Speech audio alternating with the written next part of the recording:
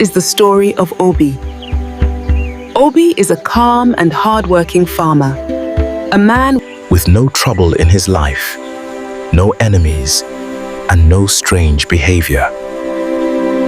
Every morning, he woke before the sun, carried his tools, and walked the same path to his farm at the edge of the bush. That morning was no different. The air was fresh after light rain. Nothing felt strange. It was just another day in his life. But in Umudara, people say that is exactly how it always begins. Obi reached his farm and began to work. He cleared weeds, turned the soil, and focused on his task like he always did. The forest around him stood silent, watching. Then it happened. Something moved, but no one can say what.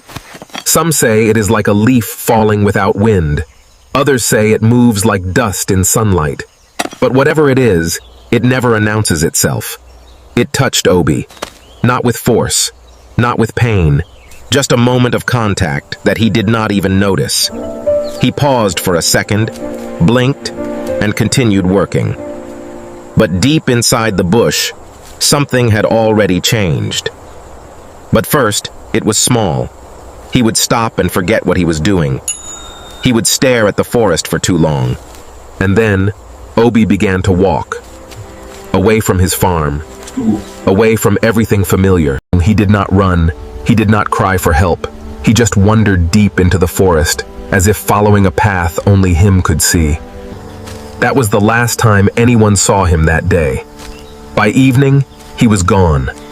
At first, his family thought he stayed late on the farm. But when night came and there was still no sign of him, the village gathered. Men and women went in search of him with torches, calling, Obi! Obi! Where is he? Obi! Obi! Obi! There's nothing! No footprints! but the forest gave no answer. No footprints, no sound, no direction. It was as if the bush had closed behind him. That was when the elders finally spoke the words everyone feared. There is a story in the village of Umudara. A story the elders never explain fully. They say in the bush, there is something no one sees, yet it exists. It does not make noise. It does not show itself. But when it touches a person, that person simply walks away from everything they know. And sometimes, they never return. People searched deeper than they ever dared before. They beat the bushes, climbed hills, and followed every possible path. But there was no trace of him. And this is where the village belief grew stronger. It has happened again.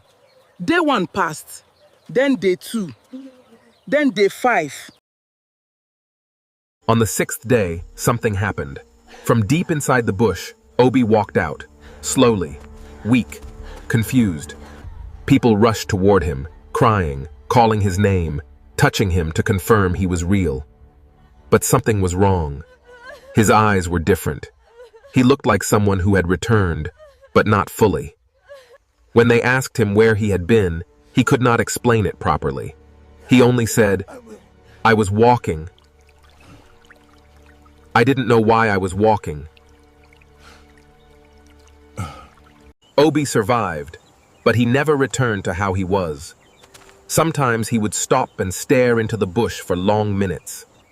Sometimes he would whisper things no one understood. And sometimes he would say softly, "It is not seen, but it finds you." And even today, when someone walks into the bush and doesn't return, they say it has happened again. In Umudara, there is a belief. They say no one ever sees it directly, but when someone suddenly walks into the bush and disappears, a mysterious leaf has touched him. Not a plant you can find, not something you can explain, just something that touches a person and changes their path forever. Some return after days, some never return at all.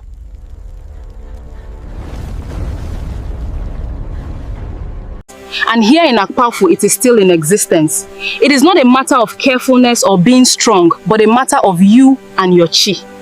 This is not just a story, it is real.